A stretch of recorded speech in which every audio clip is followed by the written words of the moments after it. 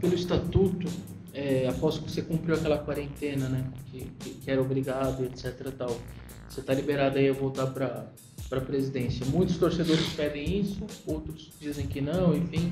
Queria que você falasse um pouquinho se você vai ser candidato, pelo menos se você pensa nisso, como que tá as pessoas na rua. Eu sempre vou pensar no Corinthians. É uma paixão. Sou conselheiro vitalício, sempre adoro. Agora, nós mudamos o estatuto que era para cada 3 anos ter um novo presidente. E que não é você querer ser presidente, é as pessoas quererem que você seja. No Corinthians hoje existem vários grupos, inclusive meu, e cada um vai ter que achar o seu nome. Então a maioria quer que achar o nome esse, o nome aquele, é o que a gente vai trabalhar. Não é simplesmente eu quero ser querer, tem milhões de pessoas que querem ser presidente do Corinthians.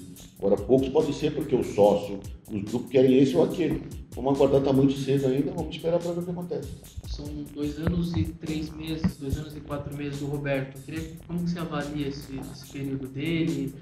Um título brasileiro, um título paulista, as vendas todas dos jogadores, como que você avalia? Não, o presidente do clube ele vai errar e vai acertar. Todos que passaram na história do clube acertaram e erraram.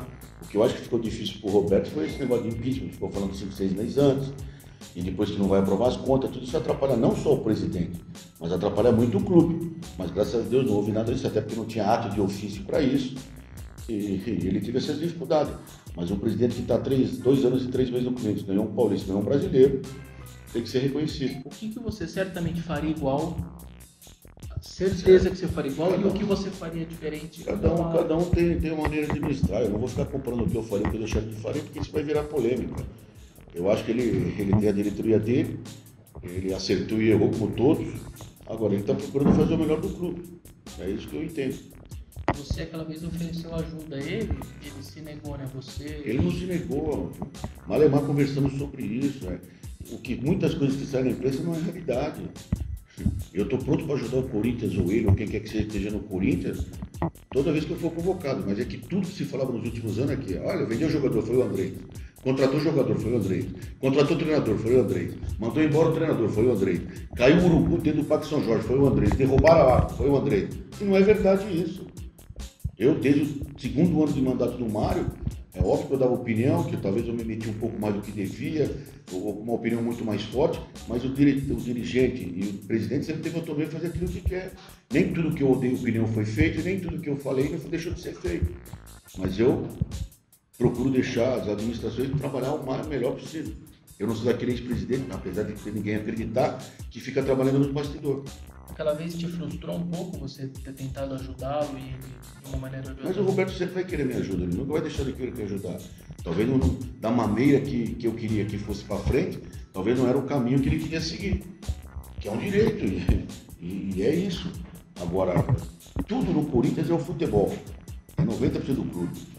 O cara foi campeão brasileiro, foi campeão paulista, é a 8ª força hoje no Campeonato Brasileiro, 9ª, zebra no Campeonato Brasileiro. Vai que ele ganha. Vou falar o quê? Que nem fala, quem foi o melhor presidente dos últimos anos? É óbvio que foi o Mário Gobi.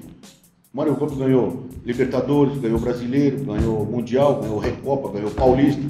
Foi um presidente vitorioso. Ele errou. Ele acertou como eu, como todo mundo. A situação financeira do clube hoje em dia ela não é tão boa, né? Como que você acha que o clube chegou nessa situação? Por que depois... Porque gastou muito nos últimos 5, 6 anos em contratação de jogador. Quando você contrata um jogador de 10, 15, 20, 30, 50 milhões e ele não dá certo, você perde tecnicamente e perde financeiramente. E eu sempre procurei arriscar jogador mais barato.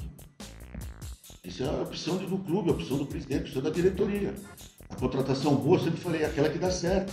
E, gente, hoje você vê pessoas falando que quando o jogador quer ir embora, vem proposta para ganhar 1 milhão por semana, 2 milhões, o jogador vai embora. Eu sempre falei isso. Não é o Corinthians querer vender. É o clube querer comprar e o jogador querer ir embora. Mas segura. O jogador vai ganhar 1 milhão por mês, 2 milhões por mês. Você vai segurar um jogador no clube, você acha que ele vai jogar bola? O subconsciente do cara não deixa. Não é que o cara é mau caráter, que o cara é mercenário. A vida do jogador de futebol é curta. Hoje ele está muito bem, daqui a um ano ele pode ir mal, perde 3 gols, ele é massacrado. Ele não pode perder a oportunidade de fazer a sua independência financeira. Aquela debandada toda, o desmanche, etc. Até que você falou que tinha que dar graças a Deus à China, entra um pouco nisso que você está dizendo. Eram situações que não tinham... Não tem como controlar. Você pega um Renato Augusto, foi ganhando 2 milhões por mês na China. O Hoff foi ganhando 1,5 milhão por mês. Como é que você vai falar para o jogador, olha, eu vou te vender? Como é que você vai aguentar um jogador lá? Arrebenta com o grupo, por mais gente boa que ele seja, por mais profissional que ele seja, o subconsciente hoje do jogador é importantíssimo para jogar. Ele não vai conseguir, já foi por a mesa, dependência financeira. Ele não vai jogar. Rodriguinho hoje é um achado. Ele teve a proposta, não era tão boa como você falava, e hoje ele está jogando bem. Então isso faz parte do futebol, infelizmente. Você acha até que ele é um pouco exceção do que normalmente acontece. O futebol é R$1 para $4, é $1 para R$4. Então não tem cabimento nenhuma. Quem não quer morar em Lisboa? Quem não quer morar em Mônaco? Quem não quer morar em Paris? E na China vai morar porque é muito dinheiro. Aqui a gente está recebendo algumas perguntas. Até o Edu Ribeiro aqui perguntou: como que você enxerga a administração do futebol pelo Flávio Adalto e pelo Alessandro, você que conhece tão bem o Ale? Mas o campeão paulista que ganhou, não sei o que questionar. Tem erros e acertos, como todo mundo vai ter erros e acertos. O Alessandro viveu 20 anos, a vida toda no meio do futebol.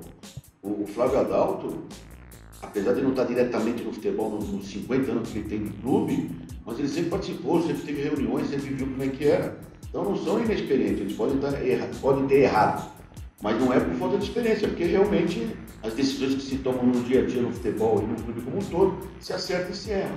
Apareceu mais uma aqui, o Vitor Menezes.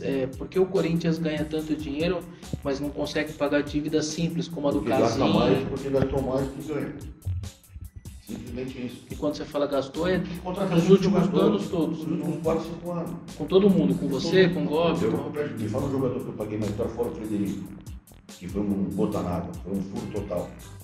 Eu nunca gastei dinheiro com o jogador, o máximo que eu gastei foi R$10 milhões com o Frederico.